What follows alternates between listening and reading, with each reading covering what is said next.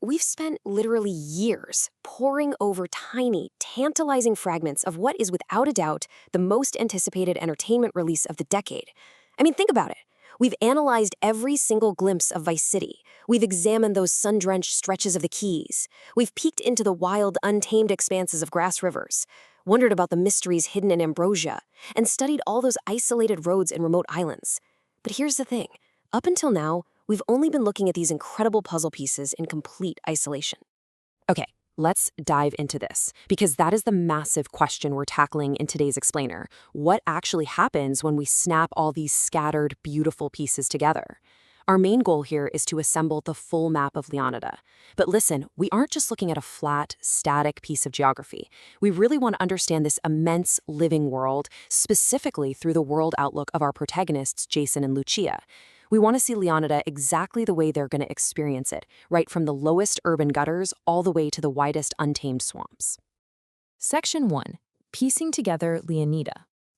Think of our current picture of the state as a massive puzzle we are actively trying to solve. Now, it's absolutely crucial to understand that our map of Leonida isn't some neatly handed down atlas. And before we go any further, we need to establish an absolute golden rule for this explainer. As we analyze this world, we have to strictly distinguish between two very different things. On one hand, we have confirmed official footage. This represents the undeniable truths, the locations and details that come straight from Rockstar's official showcases. But then, on the flip side, we've got community reconstruction and speculation. This side represents highly detailed but ultimately unconfirmed map sections that fans have pieced together from background evidence, leaked coordinates, and visual triangulation. Keeping this clear distinction in mind is just super important as we start tracing Jason and Lucia's path. Section 2. Vice City, the Neon Heart. Now, what's really interesting about this slide is how it transitions us directly into the urban center, where the game actually begins. Vice City is that neon heart where Jason and Lucia's story unfolds. This incredibly vibrant urban center totally anchors their initial worldview. It's the bustling, frankly overwhelming epicenter of their lives. Before they inevitably journey outward into the unknown, literally everything they know, the relentless heat baking the asphalt, the suffocating urban chaos, the shimmering, high-stakes nightlife, it all stems from this densely packed starting line. It's their absolute anchor in the state of Leonida. And it's a place defined by sharp contrasts, like seeing the glittering wealth of the high-rises sitting right next to the gritty struggle of the streets. For Jason and Lucia, this isn't just a city, it's a crucible. It fundamentally shapes how they survive and how they view the world around them. Section 3. Expanding Jason and Lucia's world. Because as our protagonists move beyond Vice City, the landscape and the atmosphere fundamentally shift. The moment they step past those neon city limits, their worldview is forced to dramatically expand. As Jason and Lucia push outward, the roads lead away from the high-rises and transition into these quieter, more isolated communities where everyone knows everyone, and outsiders, well, they're watched pretty closely. They'll navigate gritty industrial regions with a heavier, way more oppressive vibe, where the hum of machinery totally replaces the thumping club music of the city. Then, the landscape completely opens up into these unpredictable, wildlife-filled wetlands. Places like the Grass Rivers bring dangerous waterways and entirely new survival mechanics right into their everyday lives. Further out, tropical islands extend the map deep into the ocean, offering remote hideaways and sun-bleached shores, while distant mountains frame the far horizon, promising rugged terrain and hidden secrets. This brilliantly illustrates the incredible diversity of environments, making Leonida feel like a cohesive living state rather than just a bunch of disconnected levels. It's a vast, breathing world they have to learn to conquer. Section 4. The Journey Over Fast Travel. Here, we're pivoting from geography to pure design philosophy to see how this dictates day-to-day survival. Rockstar's philosophy here is pretty clear. GTA 6 isn't simply trying to make a bigger GTA 5. So the crucial point is that Rockstar wants the world between the major destinations to feel exceptionally alive. It's not just some empty space you mindlessly fly over just to get to the next mission marker. The space in between, those long, perilous stretches of highway and dusty dirt roads, well, that actually is the game itself. So picture this. You completely ditch fast travel. You just hit the road, leaving that claustrophobic city behind you.